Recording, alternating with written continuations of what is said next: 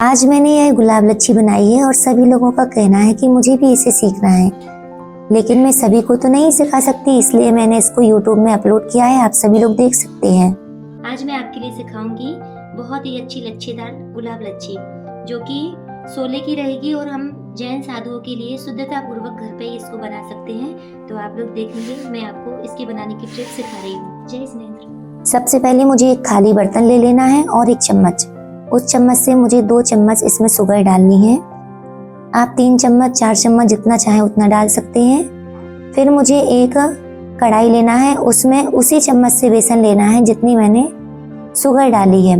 मैंने 2 चम्मच शुगर ली तो 2 चम्मच बेसन में इसमें ले लूंगी। इस तरह से फिर मैंने इसको गैस पे रख दिया। जो मैंने शक्कर ली थी उसमें पानी डाल देंगे और शक्कर धुलने के बाद सारा पानी उसमें से निकाल देंगे। इसको फिर मैं गैस पर रख दूंगी।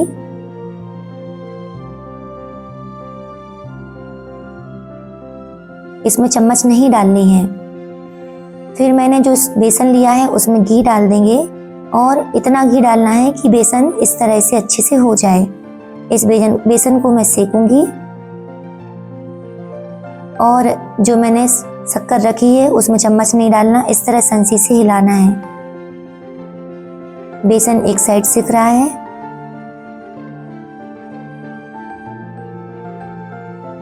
इस तरह चाशनी भी बन रही है। बेसन को मुझे ज़्यादा नहीं सेकना है, जिस तरह मगध का लड्डू सेकते हैं उससे थोड़ा कम ही सेकना है।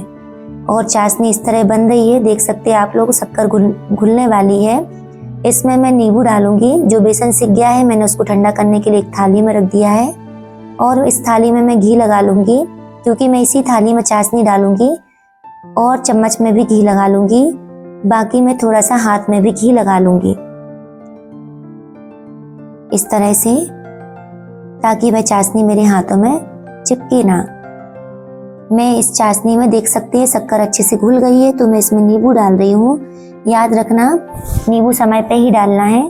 थोड़ा सा गुलाबी टाइप से हो जाएगी ये चाशनी। फिर मैं इसको जहाँ पर मैंने घी लगाया था उसी थाली में मैं इसको डाल दूंगी।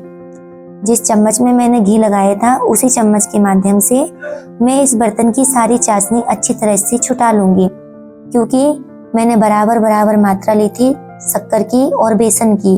यदि यह चाशनी कम हो जाएगी तो मेरी गुलाब लच्छी ज़्यादा अच्छे से बनेगी नहीं, इसलिए मैं इसको अच्छी तरह से छुटा लूंगी। इस तरह मैंने इसको छुटा लिया है। सारी चाशनी को मैं इसी में डाल दूंगी। अभी गरम है ये, इसलिए आप इसको माता जी महाराज जी को आराम से चला सकते हो। इसकी मर्यादा जितने दिन की बेसन की मर्यादा रहेगी उतने दिन की चाशनी की गुलाब लच्छी की भी मर्यादा रहेगी, क्योंकि यह चाशनी बहुत अच्छे से सूख जाती है, कड़क हो जाती है। अब मैं जिसमें घी लगाया था उसी चम्मच से मैं इसके लिए हिलाऊंगी। देख सकते हैं आप, मैं इस चाशनी को थोड़ा सा ऊपर नीचे करूंगी, क्योंकि इसको यदि ऊपर नीचे नहीं करूंगी तो इसके तार अच्छे से नहीं बनेंगे। इस तरह से मैं इसको ऊपर नीचे कर रही हूँ।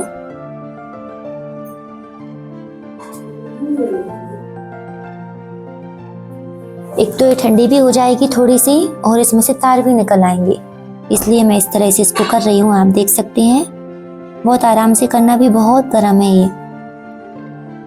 यदि आप थाली में घी नहीं लगाओगे तो आपकी चाशनी पूरी चिपक जाएगी इसी में, इसलिए ध्यान रखना घी तो जरूर ही लगाना है। मैं इस चाशनी को थोड़ा ठंडा होने के बाद एक साइड रख दूंगी जहां पर घी लगा हुआ है, जिससे वो चिपकेगी नहीं। इस तरह आप रख देंगे एक साइड में और अच्छी तरह से पूरी चाशनी को छुटा लेंगे।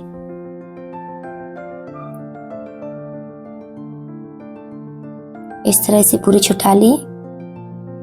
अभी बहुत गर्म है ये। आप ग्लव्स भी पहन सकते हो, लेकिन मैंने इसलिए नहीं पहने क्योंकि वह शुद्ध नहीं रहते और यह मैं पूज्य माता जी के लिए आहार दान में देने के लिए बना रही हूँ। अभी गर्म है, इसलिए धीरे धीरे ऐसे करते जाएंगे। हाथों में घी लगा लेना है ताकि आपको ज़्यादा गर्म ना लगे और यह हाथों में चिपके भी नहीं। थोड़ी देर तक इस तरह खींचेंगे। यदि आप इस तरह से नहीं खींचते हैं तो इसके तार अच्छे से बनेंगे नहीं।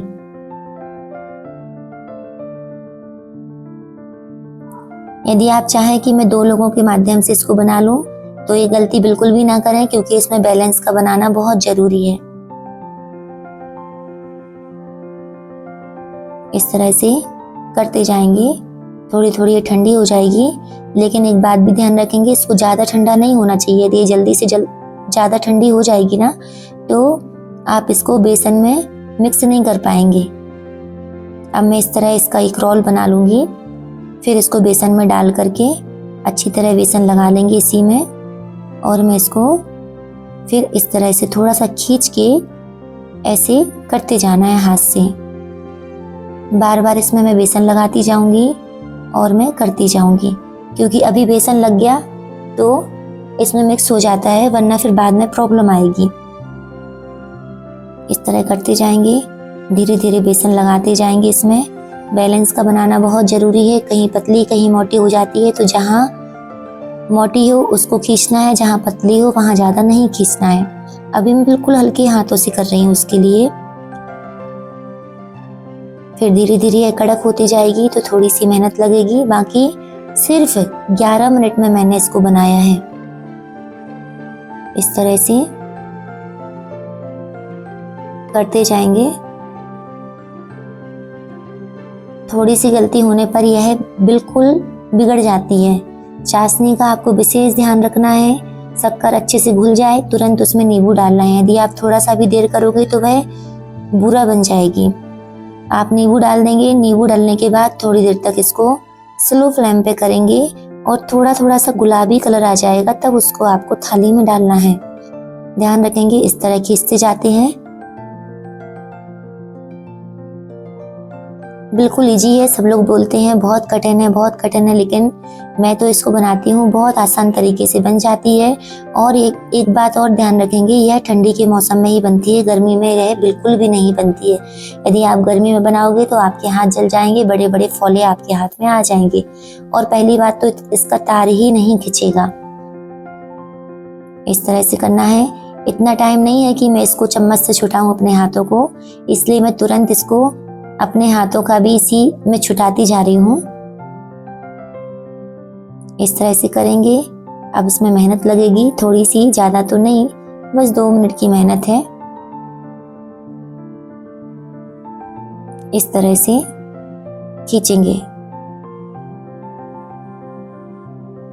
जब आप गुलाब लच्छी बनाते हैं तो एक बात और ध्यान रखना, जो बेसन आपने पहले सेका था ना, वो बेसन अच्छी तरह से ठंडा हो जाना चाहिए। यदि ठंडा नहीं होगा तो आपने जो चाशनी बनाई हुई थी वो बेसन में डाल के गर्म हो जाएगी और पूरी गुलाब लच्छी आपकी बिगड़ जाएगी। इस तरह से बस लास्ट ही चल रहा है।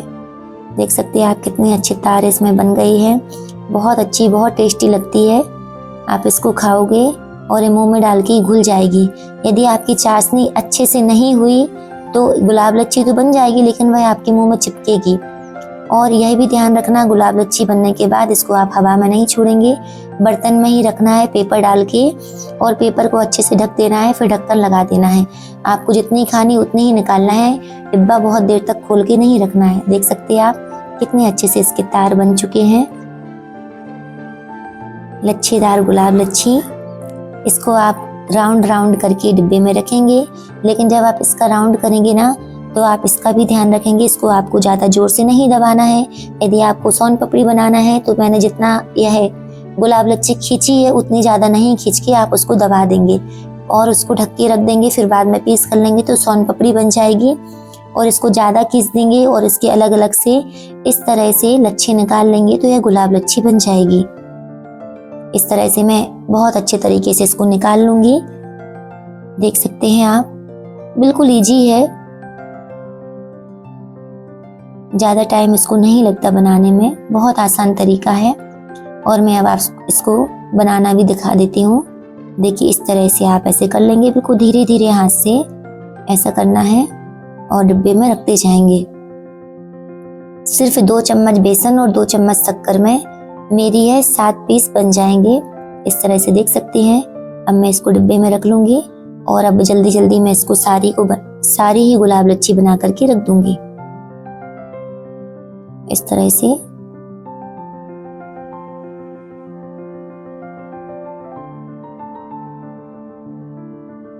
आप आटे की भी गुलाब लच्छी बना सकते हैं, बस इसमें आटा बिल्कुल बारीक चाहिए पड़ेगा। तरीका यही रहेगा, आटे और बेसन की गुलाब लच्छी बनाने का सेम ही तरीका है।